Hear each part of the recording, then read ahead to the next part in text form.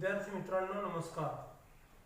इयत्ता 10वीच्या 8व्या प्रकरणात पर्यटन आणि इतिहास या प्रकरणाच्या पहिल्या भागामध्ये आपण पर्यटन म्हणजे काय, पर्यटन या संकल्पनेच्या विविध व्याख्या, त्याचबरोबर थॉमस कुक आधुनिक पर्यटनाचा जनक आणि भारतातील पर्यटनाच्या विविध परंपरा याची विस्ताराने चर्चा पहिल्या भागामध्ये केलेली आहे। प्रस्तुत प्रकरणाच्या आजच्या दुसऱ्या भागामध्ये आपण विष्णू भट पंत गोडसे यांचं प्रवास वर्णन, माझा प्रवास यावरती चर्चा करणार आहोत। त्याचबरोबर पर्यटनाचे विविध प्रकार आणि त्यांची विस्तृत माहिती आपण आज या व्हिडिओमध्ये घेणार आहोत। तर सुरुवात करूया। विद्यार्थी मित्रांनो, श्री विष्णू भट गोडसे यांचा जन्म रायगड जिल्ह्यात बरसाई या गावी झाला।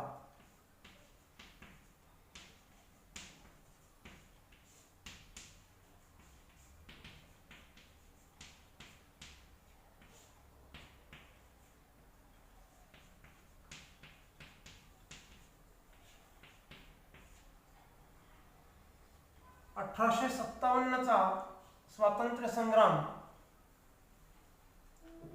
सैनिकांनी केलेलं बंड आणि अनेक घटक या बंडामध्ये सामील झाले आणि दिल्लीच्या दिशेने, बराकपूरच्या छावणीतून दिल्लीच्या दिशेने कूच केलं होतं आणि जवळपास अर्ध्याहून अधिक भारतामध्ये या बंडाची व्याप्ती वाढली होती।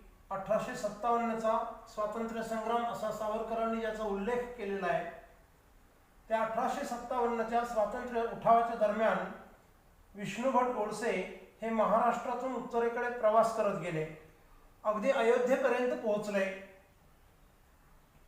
त्यांनी जो प्रवास केला त्या प्रवासाबद्दलचं वर्णन त्यांनी ग्रंथबद्ध केलं, म्हणजे ग्रंथलेखन केलं आणि त्यांच्या ग्रंथाचं नाव आहे माझा प्रवास।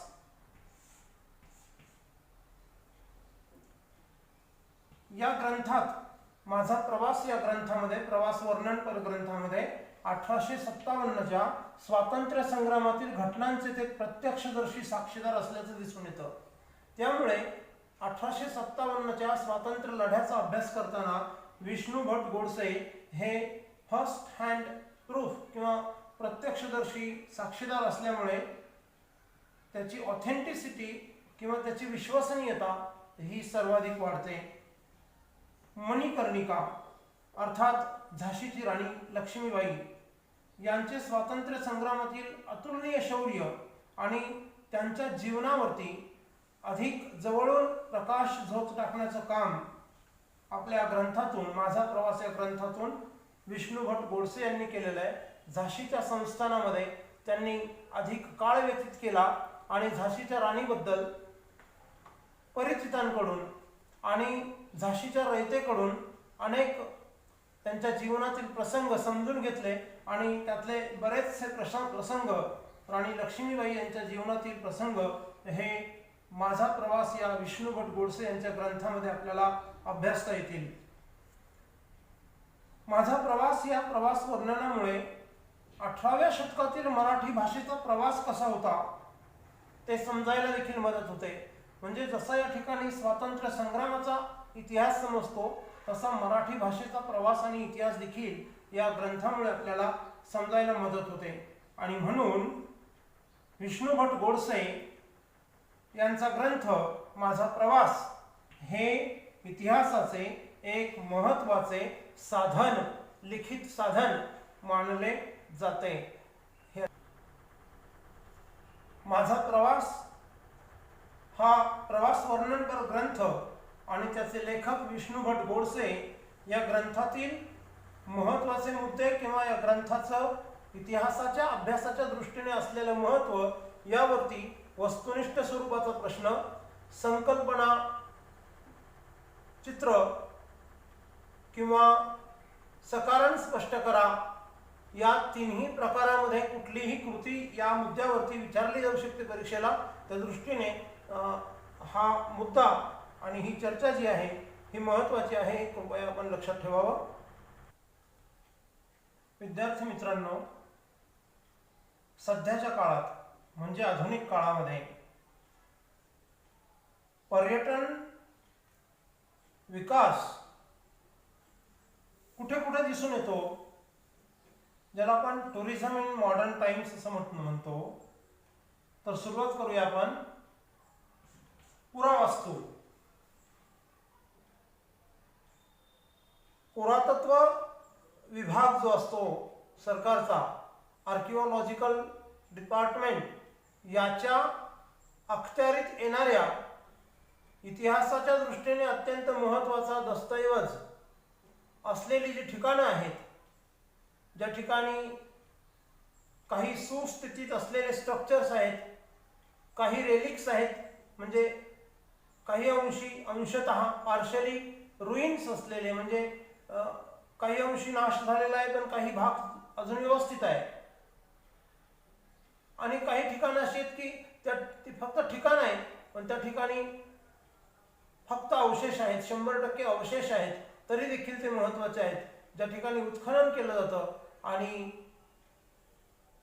गतकाळ, भूतकाळ आणि भूतकाळातील संबंधित ठिकाणचं जे काही महत्त्व आहे ऐतिहासिक, ते उलगडण्याचा प्रयत्न केला जातो. अशी ठिकाणं पुरावस्तू. सुस्थितीतली ठिकाणं कोणती? मग पुरावस्तू जे पुरातत्व खात्याच्या अखत्यारीत आहेत अशी कोणती ठिकाणं आपल्याला सांगता येतील पुरावस्तू म्हणून? जसं की कर्नाटकमध्ये हम्पी. भारत पाकिस्तानची फाळणी झाल्यानंतर महत्त्वाची उत्खनन केलेली मोहेंजोदडो आणि हडप्पा ही ठिकाणं पाकिस्तानात गेलेली आहे, पण गुजरातमध्ये आणि राजस्थानमध्ये, धोलविरा हे राजस्थानमध्ये आहे, गुजरातमध्ये काही ठिकाणं आहे ज्या ठिकाणी उत्खनन केलेलं आहे. तर अशी ठिकाणं इतिहास संशोधक या ठिकाणांना आवर्जून भेटी देत असतात. ऐतिहासिक ठिकाणं जसं की मराठवाड्यामध्ये औरंगाबाद पासून साधारण 80 किलोमीटरवरती अजिंठ्याची लेणी आहे. औरंगाबाद पासून एक 30-35 किलोमीटरवरती वेरूळची लेणी आहेत. हे ऐतिहासिक ठिकाण आहे. तिथे देखील इतिहासाचे संशोधक, इतिहासप्रेमी, इतिहास अभ्यासक जातात आणि या गुहांमध्ये जे काही स्कल्पचर्स आहेत, जे कोरीव काम केलेलं आहे, त्यावरून इतिहास उलगडायला मदत होते, इतिहासाचा अभ्यास करायला मदत होते. काही कलाकार त्या ठिकाणी जातात आणि प्रत्यक्ष त्याची प्रतिकृती चित्रित करण्याचा प्रयत्न करतात. छायाचित्रकार जातात आणि इतर लोक देखील जातात. निसर्गरम्य स्थळे जसं की भारताला वैविध्यपूर्ण नैसर्गिक साधन संपत्ती लाभलेली आहे. हिमालय पर्वतरांग, संपूर्ण हिमालय, काश्मीर पासून तर अगदी पूर्वांचल पर्यंत भारताची जेवढी हद्द आहे, अत्यंत मनोहारी आणि नयनरम्य प्रदेश आहे. तुम्ही मनालीला जाऊ शकता, तुम्ही उत्तरांचलमध्ये जाऊ शकता, केदारनाथ आहे, बद्रीनाथ आहे, ऋषिकेश आहे, हरिद्वार आहे, हिमाचल प्रदेशमध्ये सिमला आहे, किंवा संपूर्ण जम्मू काश्मीर आहे, पूर्वांचलमध्ये तुम्ही जाऊ शकता. एवढंच काय, प्रत्येक राज्यात देखील वैविध्यपूर्ण अशी निसर्गरम्य स्थळे पाहायला मिळतात. महाराष्ट्राचं उदाहरण घेऊया. संपूर्ण पश्चिम घाट जो आहे, मी मागच्या व्हिडिओमध्ये पण बोललेलो आहे, गुजरातपासून या पश्चिम घाटाची सुरुवात होते, हा कन्याकुमारीपर्यंत किंवा केरळच्या दक्षिण टोकापर्यंत पसरलेला आहे.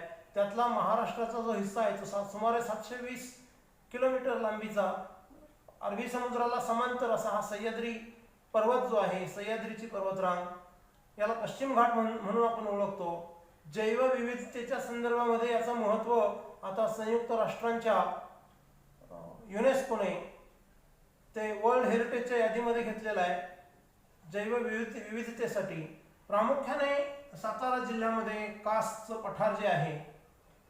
हे एक निसर्गरम्य ठिकाण आहे.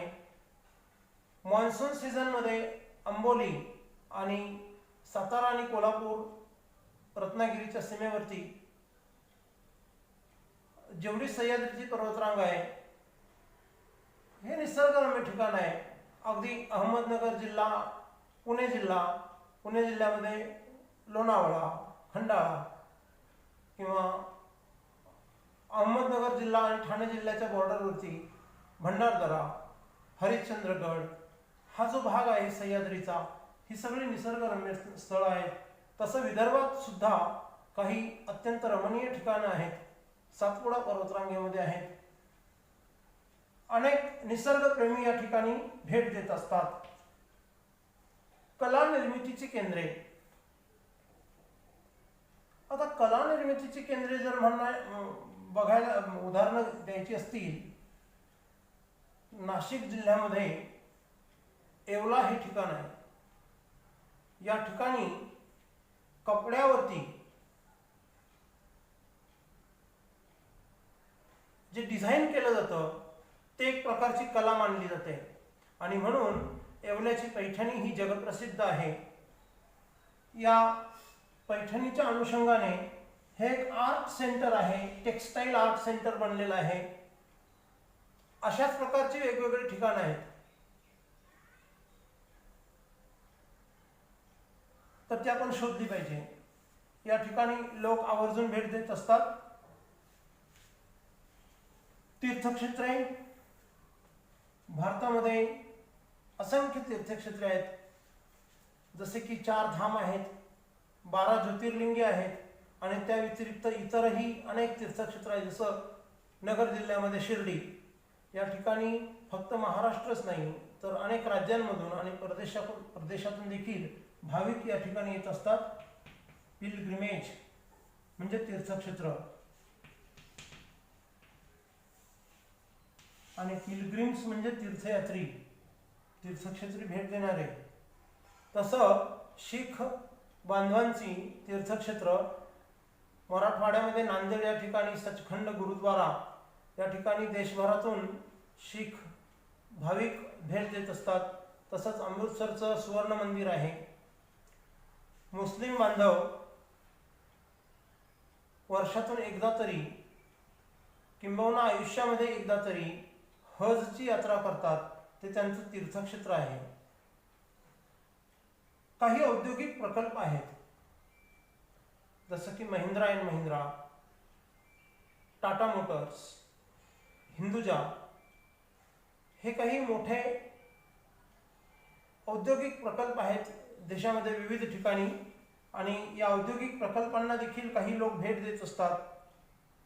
मग ते कामानिमित्त भेट देत असतील किंवा व्यावसायिक जी डिलिंग्स होतं वेगवेगळ्या कंपन्यांमध्ये करार होत असतात, त्या निमित्ताने भेटी होतात या प्रकल्पांना. तर अशा प्रकारे जसे खाजगी औद्योगिक प्रकल्प असतात तसे सरकारच्या मालकीचे पण काही औद्योगिक प्रकल्प असतात. उदाहरणार्थ चित्तरंजन या ठिकाणी रेल्वेचे डबे तयार करण्याची मोठी फॅक्टरी आहे. रेल्वेचे डिझेल इंजिन तयार करण्याचे देखील मोठे भारत सरकारच्या मालकीचे कारखाने आहेत. विद्युत इंजिन तयार करण्याचे कारखाने आहेत. हे मोठे प्रकल्प आहे. समुद्र किनारपट्टीवरती विशाखापट्टणम सारख्या ठिकाणी किंवा कोची या ठिकाणी जहाज बांधणीचे मोठे प्रकल्प आहेत. याला देखील संबंधित कामानिमित्त अनेक लोक भेट देत असतात. सरकारच्या मालकीचे काही संशोधनपर प्रकल्प असतात, जसं की DRDOच्या अंतर्गत, इस्रोच्या अंतर्गत अन्य शासकीय संशोधन संस्थांचे काही वैशिष्ट्यपूर्ण प्रकल्प आहे. मग ते काही वैद्यकीय क्षेत्राशी संबंधित असतील, संगणक तंत्रज्ञानाशी संबंधित असतील, अन्य विज्ञान शाखांशी संबंधित असतील, संरक्षणाशी संबंधित असतील, डिफेन्स स्ट्रॅटेजीशी संबंधित. तर अशा विविध प्रकारच्या संशोधन प्रकल्पांना युवा वैज्ञानिक, अभ्यासक, सरकारच्या शासकीय संस्थांमधील विविध संबंधित कामानिमित्त भेट देणारे अधिकारी कर्मचारी यांच्या भेटी हे एक प्रकारचं पर्यटनच आहे. त्यानंतर अनेक जण निसर्गप्रेमी आहेत. जसं निसर्गरम्य स्थळांना भेट देतात तसं घनदाट जंगलांमध्ये जायला काही लोकांना आवडतं. समुद्र किनाऱ्यावरती देखील अनेक लोक गर्दी करत असतात. कुतूहल असतं लोकांना समुद्र किनारपट्टीवरती जाऊन, सी बीचेसवरती जाऊन आनंद घेण्याचं. तेथील हवामान, बदलतं हवामान, कारण अंतर्गत भूभागामधलं हवामान आणि समुद्र किनारपट्टीवरचं हवामान यामध्ये तफावत असते. म्हणून एक लहान मुलांच्या मनात, अगदी मोठ्या प्रौढ लोकांच्या मनात देखील समुद्र किनारपट्टीबद्दल एक कुतूहल असतं आणि म्हणून अनेक जण समुद्र किनारपट्टीवरती देखील जाऊन आनंद घेत असतात. अशा रीतीने पर्यटकांची गर्दी आपल्याला या ठिकाणी बघायला मिळते. पुरावस्तू, ऐतिहासिक ठिकाणे, निसर्गरम्य स्थळे, कला निर्मितीची केंद्रे, तीर्थक्षेत्रे, औद्योगिक प्रकल्प, संशोधन प्रकल्प, घनदाट जंगले आणि समुद्र किनारे या सर्व ठिकाणी आपल्याला पर्यटकांची आज अलीकडच्या काळामध्ये प्रचंड गर्दी पाहायला मिळते. विद्यार्थी मित्रांनो, पर्यटनाचे प्रकार आपण समजून घेणार आहोत. स्थानिक पर्यटन, आंतरराज्यीय पर्यटन, आंतरराष्ट्रीय पर्यटन, धार्मिक पर्यटन, ऐतिहासिक पर्यटन. नंबर 6 भौगोलिक पर्यटन. नंबर 7 आरोग्यपूरक पर्यटन. नंबर 8 विज्ञान पर्यटन. नंबर 9 कृषी पर्यटन. नंबर 10 नैमित्तिक पर्यटन आणि नंबर 11 क्रीडा पर्यटन. तर ढोबळमानाने हे पर्यटनाचे 11 प्रकार आहेत. आपण बघूया. तुलनेने पहिला आणि दुसरा जो प्रकार आहे स्थानिक पर्यटन आणि आंतरराज्यीय पर्यटन, या पर्यटन प्रकारामध्ये प्रवास अगदी सुलभ आहे. उदाहरणार्थ, आता आपण नाशिकमध्ये राहतो, म्हणजे आपण नाशिकचे स्थानिक लोक आहोत. मग जेव्हा तुम्हाला फावला वेळ मिळतो, तुम्ही कुटुंबासोबत जवळपास कुठेतरी जातात. उदाहरणार्थ, सप्तशृंग गडावर गेलात, त्र्यंबकेश्वरला गेलात किंवा भंडारदऱ्याला गेलात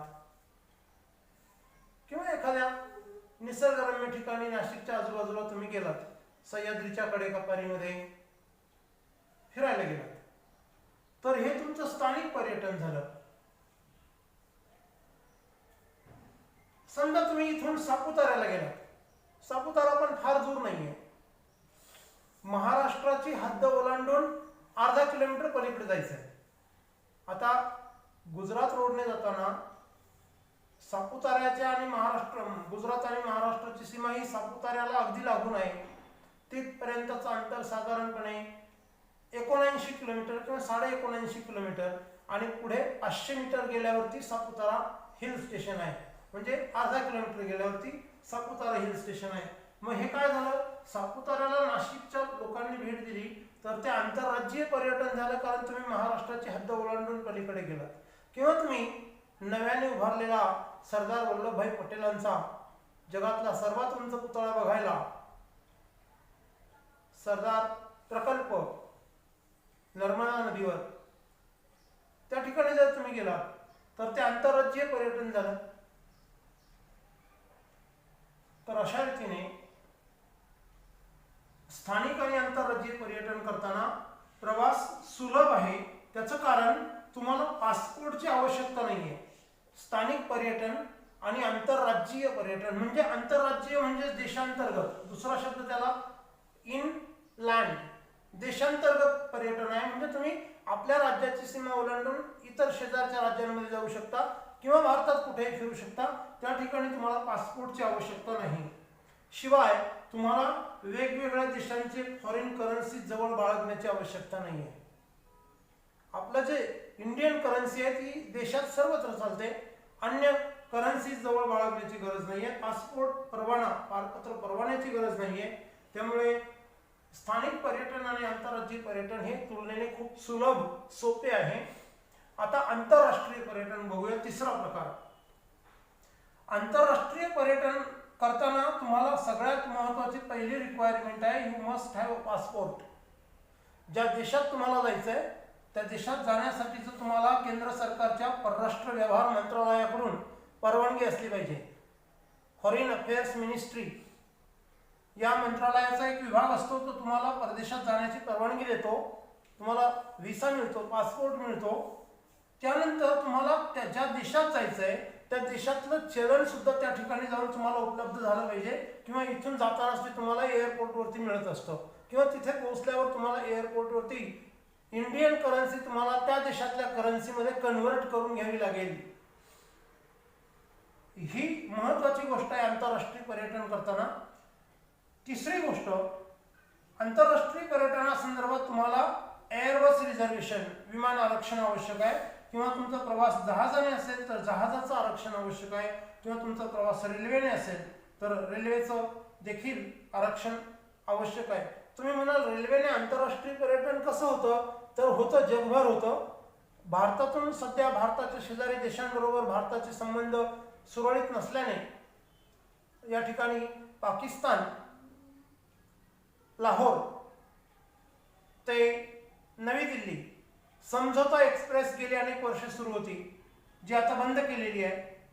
ही आंतरराष्ट्रीय रेल्वे होती, भारत पाकिस्तान दरम्यान धावणारी समझोता एक्सप्रेस, जी अमृतसरवरून अट्टारी वाघा बॉर्डर या ठिकाणी सीमा ओलांडून पाकिस्तानला जात असे किंवा तिकडनं भारतामध्ये येत असे. सध्या बंद करण्यात आलेली आहे. चीनशी भारताचे सध्याचे संबंध पाहता भविष्यामध्ये अशा प्रकारची काही कल्पना करणं पण कठीण आहे की भारत आणि चीन दरम्यान आंतरराष्ट्रीय रेल्वे सेवा सुरू होऊ शकते. जोपर्यंत जिनपिंगचा खात्मा होत नाही तोपर्यंत तरी हे शक्य नाही. किंबहुना चीनमध्ये लोकशाहीचं संपूर्ण प्रारूप जर बदललं आणि भारताप्रमाणे त्या ठिकाणचं पारदर्शकपणे लिखित संविधान भविष्यात तयार झालं, चीनी जनतेला देवाने सद्बुद्धी दिली आणि त्या ठिकाणी भारताप्रमाणे अत्यंत पारदर्शक लोकशाही जर निर्माण झाली तर भारत चीन संबंध पुन्हा सुधारू शकतात असा आशावाद बाळगायला हरकत नाहीये. आणि भविष्य काळामध्ये भारत आणि चीन दरम्यान असं झालं तर कंडिशनल आहे, ते होईल त्याची शाश्वती 90% नाही, पण जर झालं तर आंतरराष्ट्रीय रेल्वे सेवा भारत चीन दरम्यान सुरू होऊ शकते. पण युरोपीय देशांमध्ये अशा प्रकारची आंतरराष्ट्रीय रेल्वे सेवा आहे, अन्य खंडांमध्ये देखील अशा प्रकारची आंतरराष्ट्रीय रेल्वे सेवा आहे. तेव्हा त्या ठिकाणी आंतरराष्ट्रीय प्रवास हा रेल्वेने होतो. चौथा प्रकार आहे धार्मिक पर्यटन. आपण भारतातलं उदाहरण घेऊया. भारतामध्ये जे बहुसंख्याक हिंदू आहेत ते 4 धाम, 12 ज्योतिर्लिंगे आणि शक्तिपीठे या ठिकाणी भाविक म्हणून किंवा तीर्थयात्री म्हणून जात असतात. तसं भारतातले मुस्लिम बांधव, प्रत्येक मुस्लिम बांधवाचं एक स्वप्न असतं आयुष्यात एकदा तरी सौदी अरेबियामध्ये हज आणि मक्केची यात्रा करणं हे त्यांचं स्वप्न असतं. ते आंतरराष्ट्रीय पर्यटन देखील होतं, पण उद्देश धार्मिक असतो म्हणून आपण त्याला धार्मिक पर्यटन म्हणतो. शीख बांधव त्यांच्या भारतामध्ये विविध ठिकाणी असलेल्या प्रार्थना स्थळांना भेट देत असतात. मी मगाशी पण बोललो, महाराष्ट्रामध्ये, मराठवाड्यामध्ये, अगदी तेलंगणाच्या बॉर्डरवरती नांदेड गोदावरीच्या काठी वसलेलं शहर आहे. शीख बांधवांच्या दृष्टीने ते पवित्र तीर्थक्षेत्र आहे. त्या ठिकाणी सचखंड गुरुद्वारा हे पवित्र त्यांचं तीर्थस्थळ आहे. त्याचप्रमाणे काश्मीर, पंजाबमध्ये अमृतसर या ठिकाणचं सुवर्ण मंदिर ही त्यांची पवित्र तीर्थस्थळ आहेत. तसं अन्य बांधवांची, अन्य धर्मीयांची देखील काही महत्त्वाची तीर्थक्षेत्र आहे. जसं कर्नाटकमध्ये श्रावण बेळगोळ हे जैन धर्मियांचं पवित्र तीर्थक्षेत्र आहे. तर अशा रीतीने किंवा बौद्ध धर्मीय लोक उत्तर भारतामध्ये गया, बोधगया या ठिकाणी भेट देत असतात. तर अशा रीतीने ही धार्मिक तीर्थक्षेत्र असतात. त्याचं आणखी दुसरं वैशिष्ट्य आहे, किती प्रकारचं पर्यटन धार्मिक अंगाने घडून येतं बघा. भारतामध्ये एक संत परंपरा आहे आणि दर 12 वर्षांनी भारतात विविध ठिकाणी कुंभमेळ्याचं आयोजन होतं. हा अत्यंत मोठा भव्य दिव्य स्वरूपाचा सोहळा असतो. सरकारला देखील याच्या व्यवस्थेसाठी हजारो कोटी रुपयांचा खर्च मूलभूत सुविधांसाठी करावा लागतो. चांगले रस्ते, वीज पुरवठा, स्नानाच्या सुविधा, आरोग्याच्या सुविधा, तात्पुरत्या निवास सुविधा, अशा अनेक आणि सगळ्यात महत्त्वाचं सुरक्षा, या सगळ्या मेजर्सवरती सरकारच्या तिजोरीवर भार पडतो. तसं इतर अन्य ज्या धर्मादाय संस्था असतात त्या देखील यामध्ये पुढाकार घेतात. धर्मादाय आयुक्तांकडे नोंदणी केलेल्या धार्मिक संस्था देखील यामध्ये सहभागी होत असतात. संतांच्या परंपरा जपणाऱ्या अनेक संस्था, ज्याला आपण आखाडे म्हणतो, ते देखील यामध्ये सहभागी होत असतात. देश विदेशातून, जगभरातून लाखो लोक या ठिकाणी हजेरी लावतात कुंभमेळ्यामध्ये. तर अशाच रीतीने विविध धर्मीयांचे मोठे उत्सव होत असतात आणि त्या निमित्ताने धार्मिक पर्यटन घडून येत असतं. ऐतिहासिक पर्यटन. सेल्युलर जेल हे नाव घेतल्याबरोबर एक अनामिक ऊर्जा अंगामध्ये संचारते.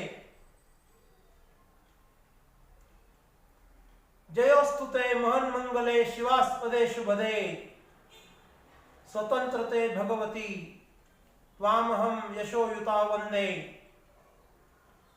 हे शब्द उच्चारल्याबरोबर अंगात एक प्रकारची ऊर्जा संचारते. कुणाचे शब्द आहेत हे? कुणी शब्दबद्ध केलेले आहेत?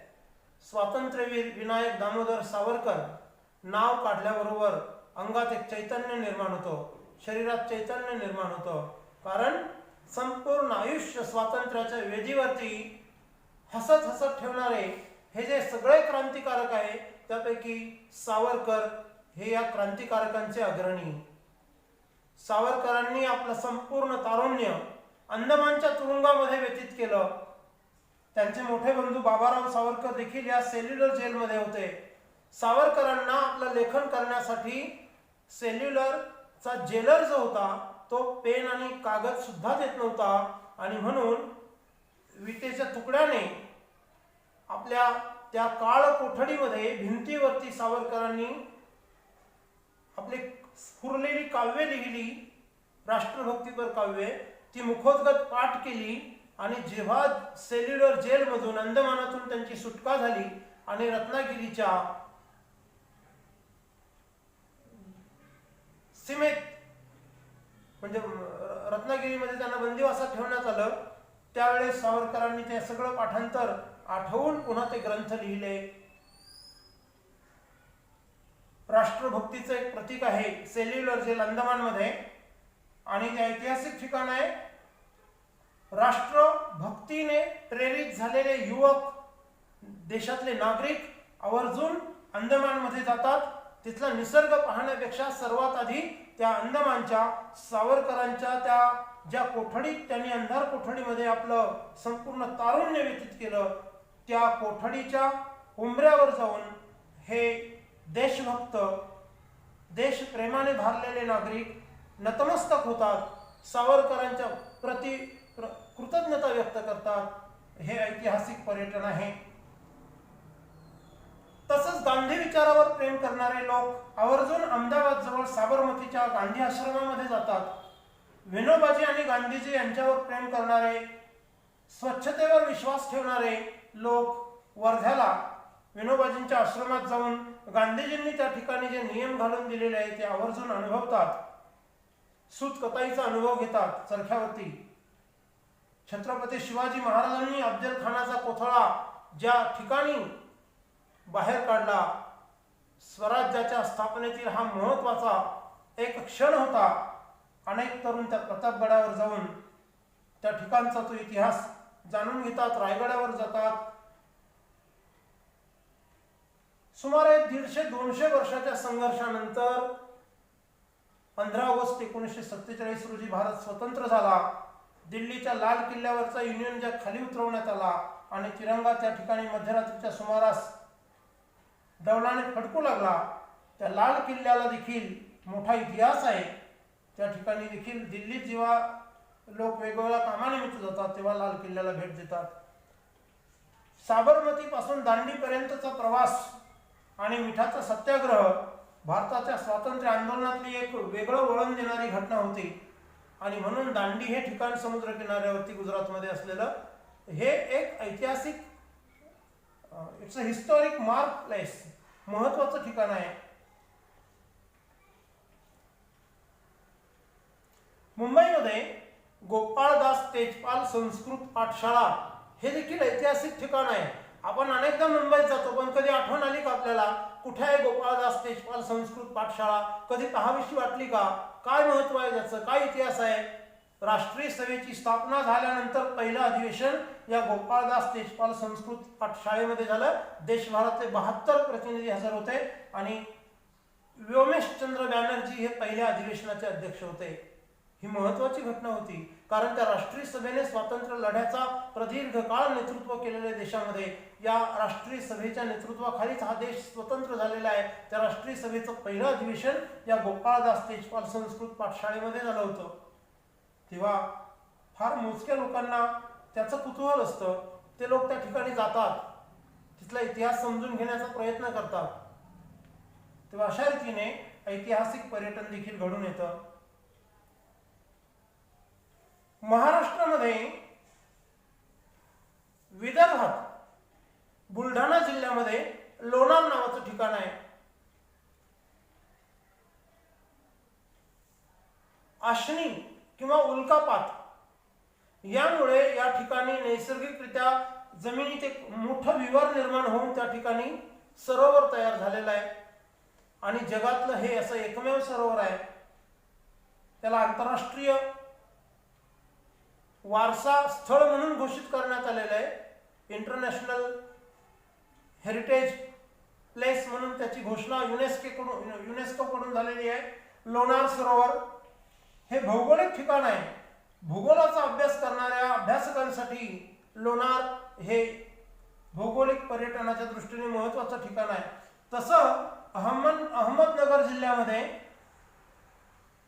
पारनेर तालुक्यामध्ये निघोज नावाचं ठिकाण आहे. या ठिकाणी त्या नदीमध्ये जे रांजण खळगे आहे हे भूगोलाच्या दृष्टीने हा एक मोठा आविष्कार आहे. मग हे पॉटहोल्स कसे तयार झाले ते अनुभवण्यासाठी निघोजला जावं लागेल. निसर्गाचा अविश्वसनीय असा एक चमत्कार किंवा आविष्कार सह्याद्रीच्या पर्वतरांगेत सातारा जिल्ह्यामध्ये कासच्या पठारावर पाहायला मिळतो. विशिष्ट कालावधीमध्ये वर्षातल्या पावसाळा संपला, हिवाळ्याच्या सुरू म्हणजे आता अगदी आता पाऊस हिवाळा सुरूच होतोय, पावसाळा संपायला आलाय. तर या कालावधीमध्ये कास हे निसर्गतः फुलांनी असं सुंदरपणे बहरून येतं आणि मग देश विदेशातले हजारो पर्यटक कासला भेट देतात. तसं उत्तरांचलमध्ये व्हॅली ऑफ फ्लॉवर्स नावाचं ठिकाण आहे. त्या ठिकाणी अनेक पर्यटक भेट देत असतात. समुद्र सपाटीपासून सर्वात उंचीवरची भारतातली ठिकाणं लडाख आणि लेह ज्याच्या संदर्भामध्ये भारताचे सन्माननीय पंतप्रधान जवाहरलाल नेहरू म्हणाले होते, वो तो बंजर भूमी है तिनके का घास भी नहीं उगता. त्याच लेह आणि लडाखचं महत्व आपण सध्या जाणून आहोत. इंच इंच भूमी देशासाठी का महत्वाची आहे.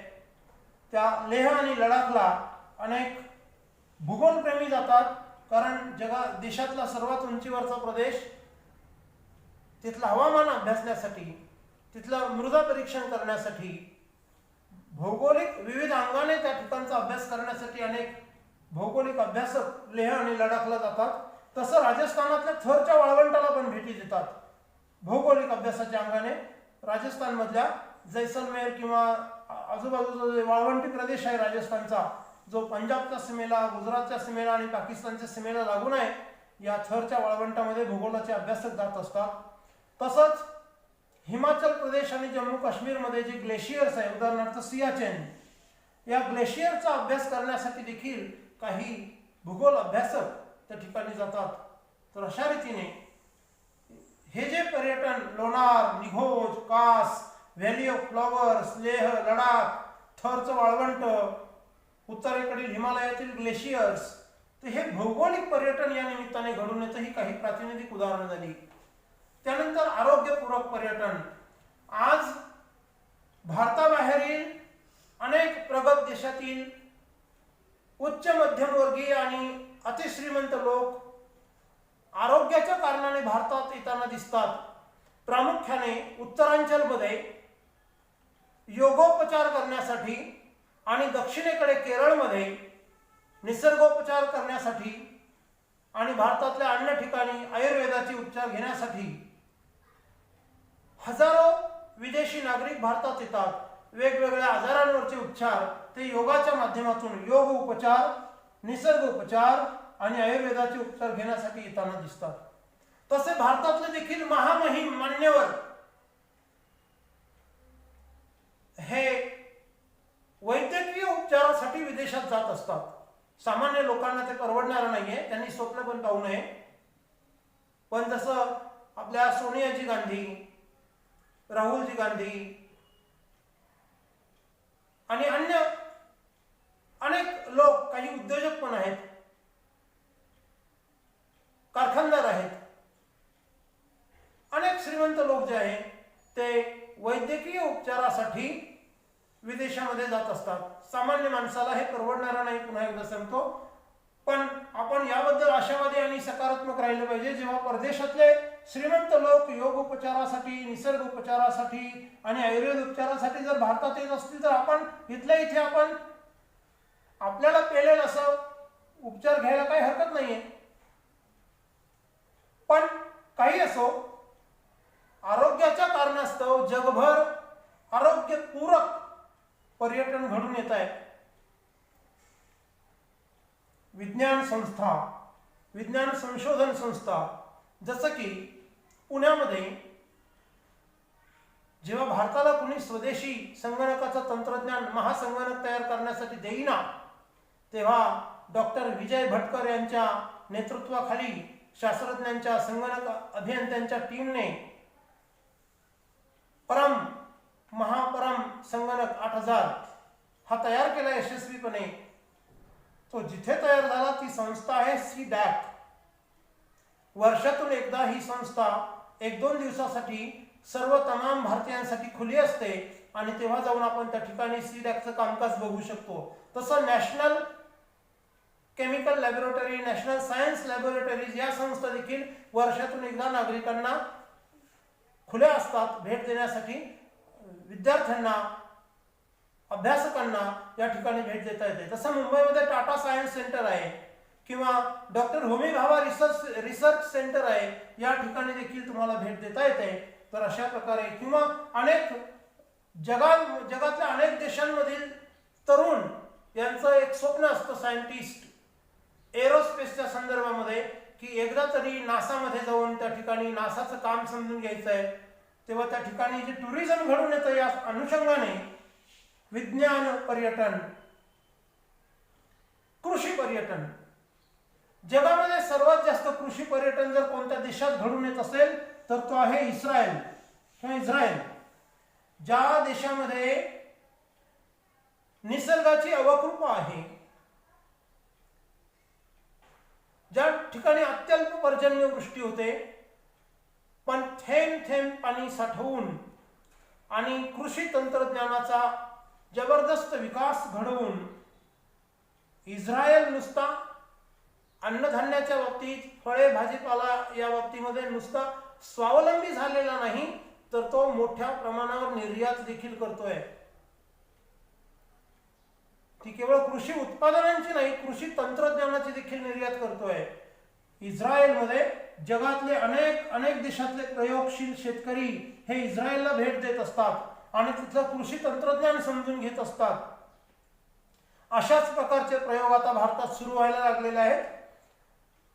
पुणे जिल्ह्यामध्ये बारामती, लोक गमतीने म्हणत असतात पवारांची बारामती, तर होय तीच पवारांची बारामती. त्या ठिकाणी बारामती कृषी विज्ञान केंद्र आहे. या कृषी विज्ञान केंद्राने खरोखर महाराष्ट्रातल्या शेतकऱ्यांसाठी पथदर्शी प्रकल्प त्या ठिकाणी उभे केलेले आहे आणि या पथदर्शी प्रकल्पांमधून अनेक शेतकऱ्यांना आपल्या शेतीमध्ये देखील आधुनिक तंत्रज्ञानाच्या मदतीने शेती कशी करता येईल त्या संदर्भातलं मार्गदर्शन होत असतं. बारामती कृषी विज्ञान केंद्रामध्ये राज्यभरातून आणि राज्याबाहेरून देखील शेतकरी जातात तेव्हा त्या ठिकाणी कृषी पर्यटन घडून येतं. नाशिकमध्येच यशवंतराव चव्हाण महाराष्ट्र मुक्त विद्यापीठाचं कृषी विज्ञान केंद्र आहे. गंगापूर डॅमला लागून या ठिकाणी देखील अनेक शाळांमधील महाविद्यालयांमधील विद्यार्थी कृषी महाविद्यालयांमधील विद्यार्थी भेट देत असतात. त्या ठिकाणच्या कृषी विज्ञान केंद्राने खरोखर खूप कौतुकास्पद काम केलेलं आहे. ते पाहण्यासाठी त्यांचं कृषी क्षेत्रातलं संशोधन पाहण्यासाठी अनेक ठिकाणावरून कृषी क्षेत्रातील अभ्यासक हे भेट देत असतात नाशिकला. तसंच नाशिक जवळ ओझर या ठिकाणी सह्याद्री फार्मर्स नावाची एक संस्था आहे. या संस्थेमध्ये शेतकऱ्यांची जी उत्पादन आहे त्याच्यावरती प्रोसेसिंग कशा पद्धतीने केलं जातं ते बघण्यासाठी देखील पर्यटक येत असतात. त्यानिमित्तानं कृषी पर्यटन घडून येतं. अहमदनगर जिल्ह्यामध्ये हिवरे बाजार नावाचं गाव आहे जे सर्वांना सर्वश्रुत आहे, सर्वांना माहिती आहे. पोपटराव पवार हे हिवरे बाजारचे सरपंच प्रदीर्घ काळ राहिलेले आहे आणि या पोपटराव पवारांनी हिवरे बाजारचा जो काही कायापालट घडवून आणलेला आहे या ठिकाणी फक्त भारत राज्यातूनच नाही तर भारतातून आणि भारताबाहेरील देखील लोक येऊन हिवरे बाजारचं अवलोकन करतात. हिवरे बाजारमध्ये जी काही गावाची एक पद्धती आहे, गावाचं व्यवस्थापन आहे, मग ते स्वच्छतेच्या बाबतीत असेल, विजेच्या बाबतीत असेल, जलसंधारणाच्या बाबतीत असेल, पीक पद्धतीच्या बाबतीत असेल, गावाच्या विकासाच्या अंगाने कुठल्याही मुद्द्यावरती जर जाणून घ्यायचं असेल, गाव आदर्श गाव कसं असावं, स्वावलंबी गाव कसं असावं, उद्यमी गाव कसं असावं, तंटामुक्त गाव कसं असावं, अत्यंत स्वच्छ आणि हिरवगार समृद्ध गाव, निसर्गप्रिय गाव कसं असावं, यासाठी हिवरे बाजारला भेट दिली पाहिजे. म्हणून राज्यभरातून, राज्याबाहेरून आणि देशाबाहेरील विदेशी लोक देखील हिवरे बाजारला भेट देत असतात. या निमित्तानं कृषी पर्यटन घडून येतं. नैमित्तिक पर्यटन, जसं की भारतामध्ये अनेक संस्था आहेत. मराठी जागतिक मराठी संस्था नावाची एक संस्था आहे. या संस्थेच्या वतीने जागतिक स्तरावरती संमेलन, मराठी विश्व संमेलन आयोजित केलं जातं. दरवर्षी हे संमेलन जगामध्ये वेगवेगळ्या देशांमध्ये होत असतं आणि भारतातील आणि भारताबाहेरील जे मराठी विषयाचे साहित्यिक आहेत हे एकत्र येत असतात. मराठी विश्व संमेलनाच्या निमित्ताने हे नैमित्तिक पर्यटन आहे. तसं वेगवेगळ्या देशांमध्ये फिल्म फेस्टिवल होतात. जसं कान महोत्सव, कान फिल्म फेस्टिवल, तसे अनेक प्रकारचे फिल्म फेस्टिवल वेगवेगळ्या ठिकाणी जगभर होत असतात आणि मग प्रत्येक देशातल्या निवडक मूव्हीज किंवा फिल्म्स यांची त्या ठिकाणी निवड होत असते पुरस्कारासाठी आणि मग त्या फिल्ममध्ये काम करणारे तंत्रज्ञ, कलाकार, निर्माते, विविध अंगांनी त्यामध्ये योगदान असणारे घटक हे त्या ठिकाणी भेट देत असतात आणि त्या निमित्ताने नैमित्तिक पर्यटन घडून येतं. आणि आता शेवटचा प्रकार, संध्याकाळी 7:30 वाजले की तुम्ही अभ्यास बंद करून ठेवता आणि टीव्ही समोर जाऊन बसता, कारण इंडियन प्रीमियर लीग म्हणजे क्रीडा पर्यटन, मग फिफा फुटबॉल विश्वचषक स्पर्धा, ICC क्रिकेट विश्वचषक स्पर्धा, इंडियन प्रीमियर लीग सारख्या देशभरामध्ये जगभरामध्ये अनेक लीग आहेत. इंग्लंडमध्ये काउंटी क्रिकेट स्पर्धा असतात. इतर देशांमधल्या देखील आता प्रीमियर लीग सुरू झालेल्या आहेत. त्याचप्रमाणे विम्बल्डन बॅडमिंटन, ऑलिम्पिक क्रिकेट स्पर्धा जगातल्या सर्वात मोठी स्पर्धा, राष्ट्रकुल अर्थात कॉमनवेल्थ गेम्स आणि आशियाई देशांसाठीची एशियाड क्रिकेट स्पर्धा, या आंतरराष्ट्रीय महत्त्वाच्या स्पर्धांसाठी खेळाडू, त्यांचे प्रशिक्षक, या स्पर्धांच्या आयोजनामध्ये ज्यांचा सहभाग आहे, मग ते पंच असतील, सामनाधिकारी असतील, सहाय्यक असतील, तंत्रज्ञ असतील, लाईव्ह टेलिकास्टिंग म्हणजे थेट प्रक्षेपणासाठीचे घटक असतील, ते त्या स्पर्धेच्या ठिकाणी जात असतात. या निमित्ताने क्रीडा पर्यटन घडून येतं। याच्या पलीकडे जाऊन त्या खेळातल्या खेळाडूंचे जगभर चाहते असतात। हे त्यांच्याकडे पैसे नसतील तर कर्ज काढतील, आपली मालमत्ता गहाण ठेवतील, पण हौस पुरवल्याशिवाय राहणार नाही। ते तिथे जातीलच आणि ते सामने पाहण्याचा आनंद घेतीलच। त्या निमित्ताने क्रीडा पर्यटन घडून येतं। तर अशा रीतीने पर्यटनाचे ढोबळमानाने हे 11 प्रकार पडतात। परीक्षेला यावरती दीर्घोत्तरी कोणत्याही स्वरूपाचा प्रश्न येऊ शकतो। वस्तुनिष्ठ प्रश्नामध्ये यातला कुठलाही एक सेगमेंट विचारला जाऊ शकतो। त्यानंतर रिकाम्या जागी योग्य पर्याय निवडून लिहा किंवा दिलेल्या गटातील चुकीची जोडी ओळखा, कारण स्पष्ट करा। म्हणजे इतिहास राज्यशास्त्राच्या कृतीपत्रिकेतल्या कुठल्याही प्रश्न स्वरूपामध्ये यावरती 100% कुठलाही एक प्रश्न, कमीत कमी एक प्रश्न येणार म्हणजे येणारच। या अनुषंगाने हा घटक अत्यंत महत्त्वाचा आहे, तेव्हा तुम्ही याचा विस्तृतपणे अभ्यास करावा। आणि आता हे प्रकरण 8वं प्रकरण पूर्ण झालेलं या ठिकाणी तुम्ही सूक्ष्म वाचन पुन्हा पुस्तकाचं करावं। एखादा मुद्दा कुठे सुटला असेल तर तो तुम्ही शोधावा, नोट करावा आणि या दोन्ही व्हिडिओमध्ये तुम्हाला जिथे कुठे अडचण आली असेल तर ती नेमकेपणाने मला विचारावी। या व्हिडिओच्या डिस्क्रिप्शनमध्ये दिलेला गृहपाठ आपण व्यवस्थितपणे वहीत सोडवायचा आहे। त्याचबरोबर पाठाच्या खाली दिलेला स्वाध्याय देखील वहीमध्ये संपूर्णपणे सोडवायचा आहे। धन्यवाद।